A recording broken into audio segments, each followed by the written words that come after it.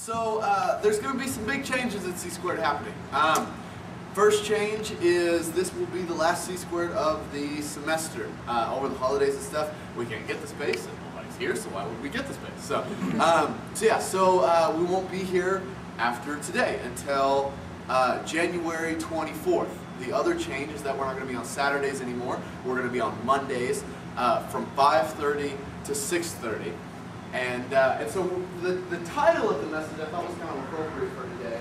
I thought it was a little creative. It's C-Squared will not be meeting for the rest of the semester because of the holidays. We will be back starting January 24th every Monday from 5:30 to 6:30. This is the title. Nice. So, oh yeah, we got creative. I had a marketing department and everything. The tree, it's nice. Anyways, where was I going with this? All right.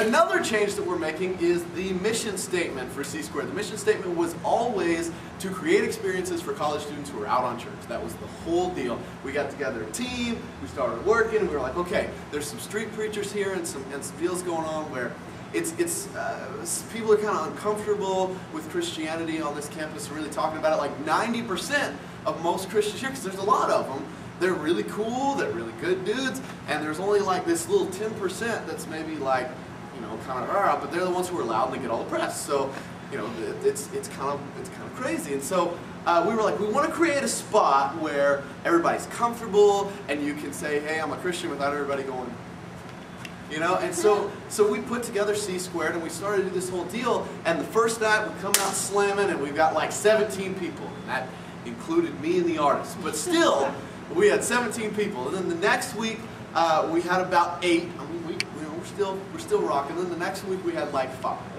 And then after that we had like 3. And then we kind of went between like 3 and 4. Unless there was unless there was nothing going on, like there wasn't even good commercials on that night, we might get fined. Like, and that was how C-Squared was rolling.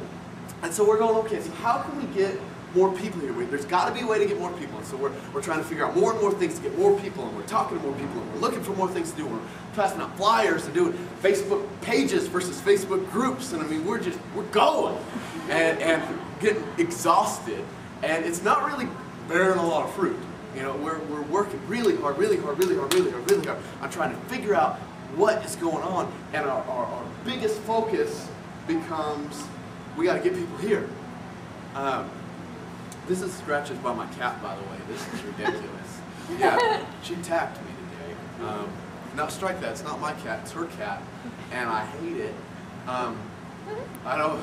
I strongly dislike it. Okay, anyways, let's get going. I know somebody's going to look at it and be like, what's wrong with his arm if you can even see it? It's comedic relief, people. Let's go. Very good. Anyways, so, all right, so we were trying to get people to come to C-Squared, and it was not working the way we were wanting it to. And so we just worked harder and harder and harder and harder. We're pushing more and more and more and more. And so we're focusing so hard on getting people in the door. We're focusing 6 days of the week on getting them in the door, and maybe one day on what we're going to do when they're here. And so I'm kind of phoning home the day of, going, hey God, I need something to say. And then the rest of the time, let's do this thing on our own. Because my fear was that God was going to say, hey, Jake, let's just chill out, let's relax a little bit, just focus on the message, let me take care of the rest. And the problem was, what if that doesn't go very quickly? And so I'm thinking, okay, I'm gonna bust it real hard, and then I'm gonna let God focus on the message, and I'm gonna focus on getting them in the door, and that's how we're gonna do this thing. And so I'm focusing so hard on getting them in the door that I'm forgetting about the people that are here. And I'm forgetting about what God wants to do with everybody when they're here. Not that we were phoning home on the messages, and we were trying to do everything we could on making great messages that were God inspired, but as far as getting people here, we weren't following God in that, so we're just focusing on this one night, and that was it. And like I said, it just didn't work. And so this isn't the only ministry stuff I do. I go a few other places and do some stuff at some other churches, and been trying to get some jobs and work on some different projects and do some different things. And it always went the same way. Every project, every interview, every job deal, it was always the same thing. It was, okay, you're good and we like you and everything, but we're going to go with the guy with the bigger ministry. We're going to go with the guy who's done the bigger ministry, who's working with the bigger ministry, who's always got the bigger ministry, more people, bigger ministry, more people, bigger ministry. And so I'm sitting here going, oh my gosh, the only way I can get a job is if we can make C-squared really big. Okay, so we got to make C-squared really big. And the only way I'm going to have anything show for any of C-squared's got to get big. Okay, and that's just it. That was the only focus. Is we got to get them here. Don't care after that. We got to get them here. We'll worry about that later. All right. And so the more we're focusing on getting them there, the less I'm hearing God in this whole deal. The more I'm hearing from other people, you're failing at putting this thing together. You're failing as a leader. Man, we're not going to go with you. We're going to go with somebody else. And those are the voices running through my head. And all of a sudden, I'm feeling like I'm back in 6th grade. And I talk about it a lot here, and this was my come to Jesus moment. So get over it. But I was, got picked on a lot when I was younger and in school and stuff, and always had that you're a loser, you're never going to amount to anything, you're worthless, all this stuff. And my whole thing was, I was like, okay, I'm going to become an actor, and I'm going to get rich, and I'm going to get famous. And I'm going to go get a sports car and some really big speakers, and I'm going to drive through my hometown blaring Toby Keith's "How Do You Like Me Now" as I'm driving through town, so that everybody will have to say, hey, we were wrong about Jake, and he wasn't worthless.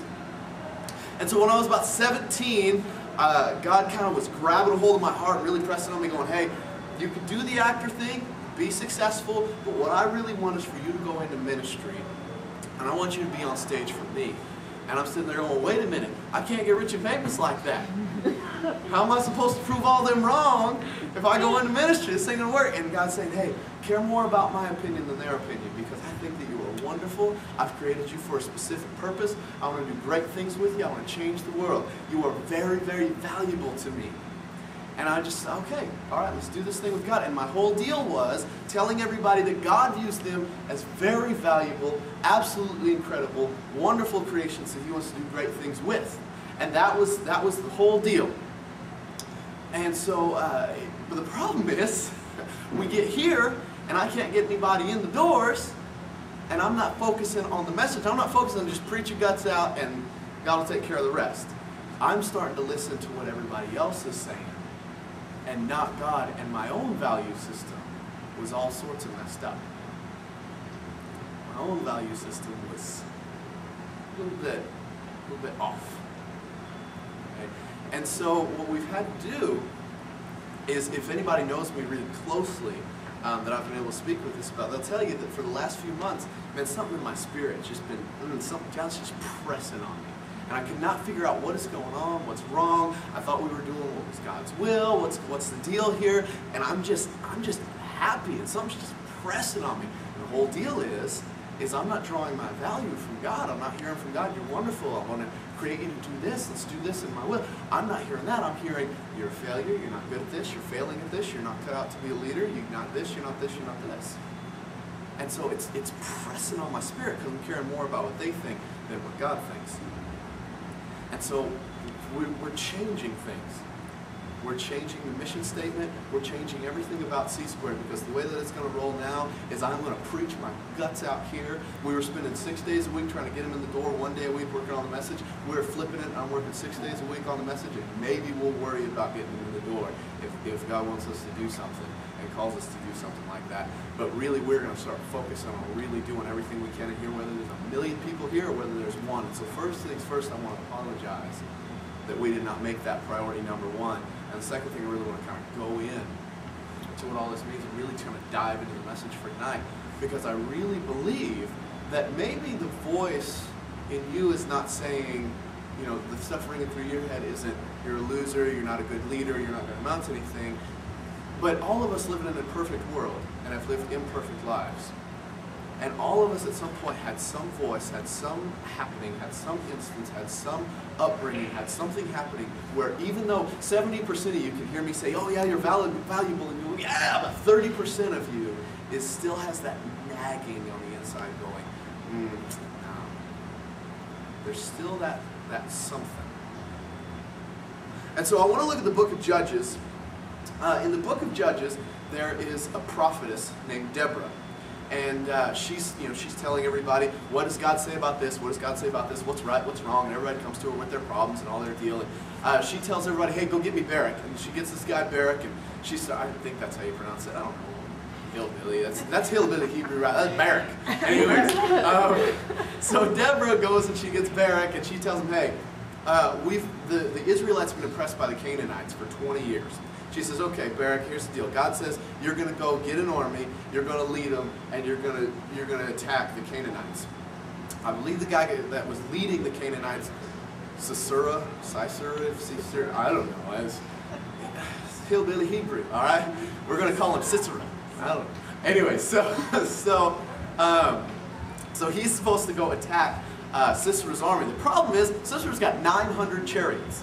Now, Barak's got 10,000 men, but Sisera's got 900 chariots. Now, everybody, okay, 900, 10,000, all right, should be pretty, yeah, he should win. No, because the whole deal is the chariot was way better than just the dude. It's like if y'all have like a car and I'm going to fight a car, I don't care if there's 100 of me.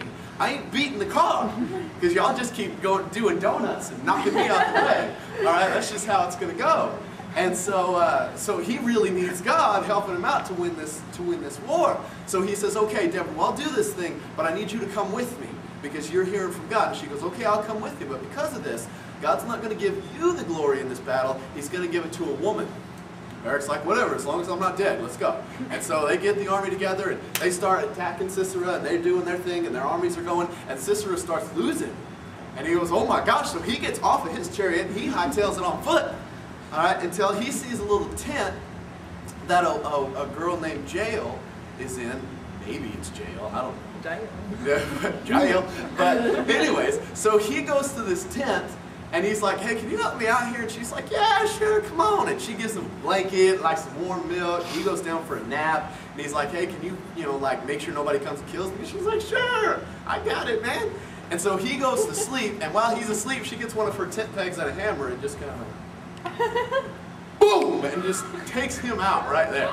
And so all of a sudden, Barak comes by later. And she goes, hey, Barak, guess what? I just killed Sisera. And he's like, oh, cool. And so God handed the battle over to a woman. And now, the Israelites, and Judaism and Christianity, kind of the whole nine, it's kind of covered the whole planet if you haven't seen this. At least our country. We would not be here right now if Israel wasn't there. Had this battle not gone down the way it went down, this room might look a lot different. So if it wasn't for Jael, things might have been very different. The deal was, she wasn't a military commander. She wasn't anything that anybody thought was all that valuable.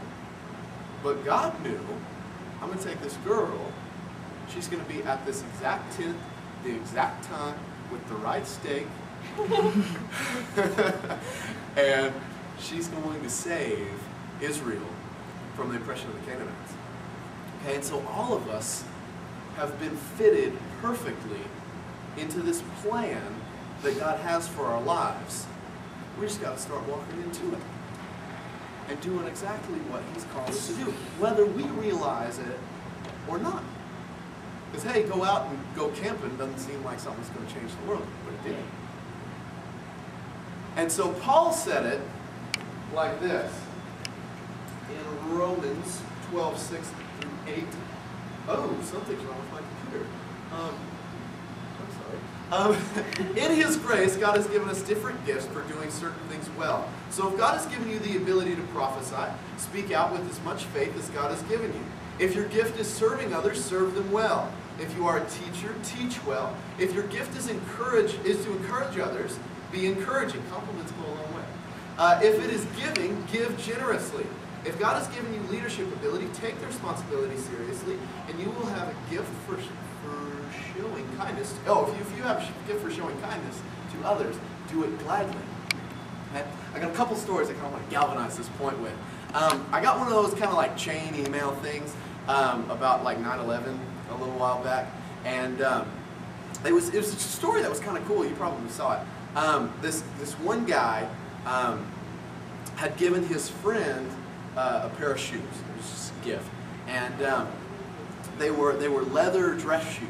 And you know, when you like wear, you know, leather shoes, you kind of got to break them in a little bit. They're not very comfortable. And so he worked in the trade center. Okay, and he lived in New York, so he walked to work. So he's got his new shoes on, and he's walking, and since he's got these new shoes on, he's got blisters on his feet. And so he's like, dang, so he stops and he takes his shoes off and he's trying to kind of like fix his foot, and he goes, and he's late for work.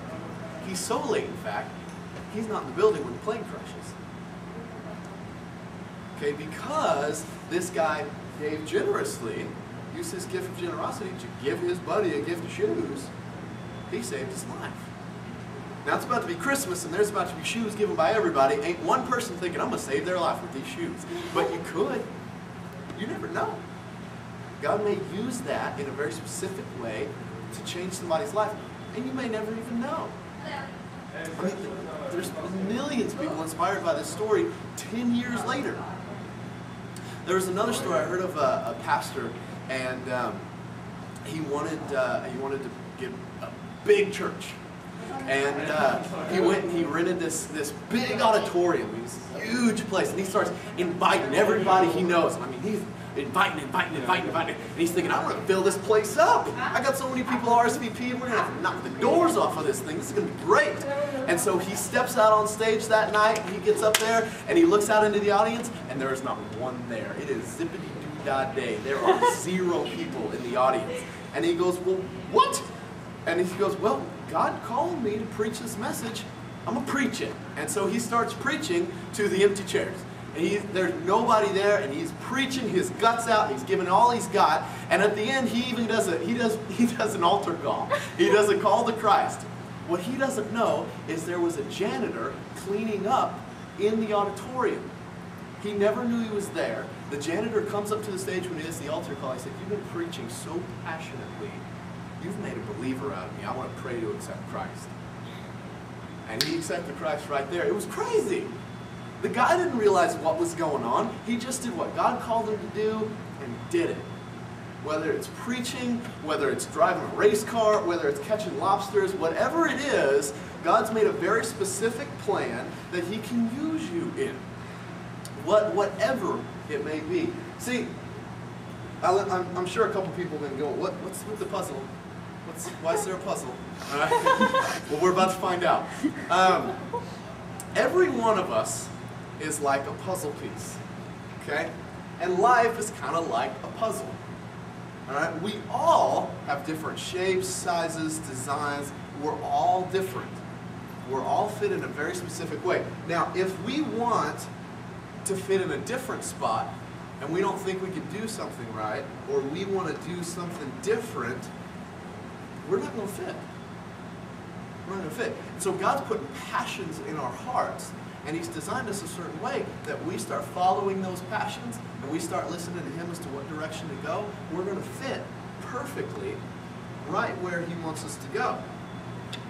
So whether that is, like I said, catching lobsters or preaching or doing whatever, God's going to use you in a very specific way for a very specific destiny for one specific life. And the thing is when we're all fitting into our specific spot, we all work together to make it all happen. Whether it's the guy that cleans up after the service or the guy that preaches the service, it all works together the same. It's all just as important. I get to do some youth ministry stuff, and the program I volunteer at has about 300 kids in it. Almost every one of them at some point will come to me and say, hey, Jake, I want to go be a pastor. And I'm like, why? And they're like, well, because God's calling me to do it. I want to go serve God. That's what I want to do. And their whole deal, and I'm like, wait a minute. So out of 300 kids, 250 of you are going to be pastors to preach to the other 50. Something doesn't seem right here because they all think, oh, wait, if I'm going to serve God with my life, I've got to be a preacher, right? No. You got to do what God's calling you to do. Now, it may be preacher, but if you're doing what God's calling you to do, that's when you're hitting it. That's when you're hitting the sweet spot. And you may never even see it. It may never seem like this big deal. It may never seem like it's something miraculous, but if you're doing what God called you to do and the passions that He put in your heart, whoa, I promise you, there's something going on, whether you see it or not. Whether you give somebody a pair of shoes and save their life or not. Because I'll tell you what, you start moving in the way that God wants you to move, you start following those passions, when you get to heaven and you're known as you're fully known, you'll see 1 million people standing there going, thank you for doing what you did, and you didn't know me, but I'm here because of what you did. Because of the gift you gave, because of the kind words you said, because of that thing you didn't even think was that big a deal. And when you start to realize that even those actions that don't seem to be like that big a deal, that don't get the big press, that nobody makes a billboard about, when you start to realize how powerful that stuff is, you start to realize, maybe I am valuable.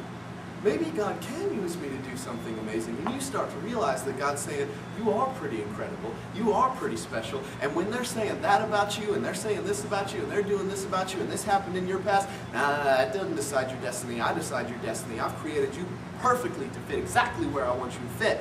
And you are amazing in my eyes because you're going to do something incredible. Incredible. So we have a new mission statement here at C-Squared. And because we want to take that vision, that mission of instilling that value in people and letting people see that, we want to show that to everybody. And so the new mission statement, I was doing this message, just started saying this over and over and over. The new mission statement is to play a part in the hearts around us. To play a part in the hearts around us. See, because we didn't forget the old mission statement of to create experiences for college students who are out on church. But the thing is, they don't want to come to an event or go inside some building. That seems kind of awkward. What they want is a one-on-one personal conversation with somebody who has been to a place where they've been empowered, where they've been lifted up, where they've seen how valuable they are, where they've been shown Jesus, where they're walking with Jesus, where they're moving in Him, and then God will give you opportunities to speak into somebody's. You don't have to make the opportunity happen. God gives you those opportunities. You just walk in it. And that's how this thing works. So we haven't forgotten the old mission. We just know that the way to change the world is to uplift. If we have 3 people here, if we uplift those people, and that's what God calls us to do, that changes the world. And that is what C-Squared is going to do. So we're going to play a part in the hearts around us. And that is C-Squared.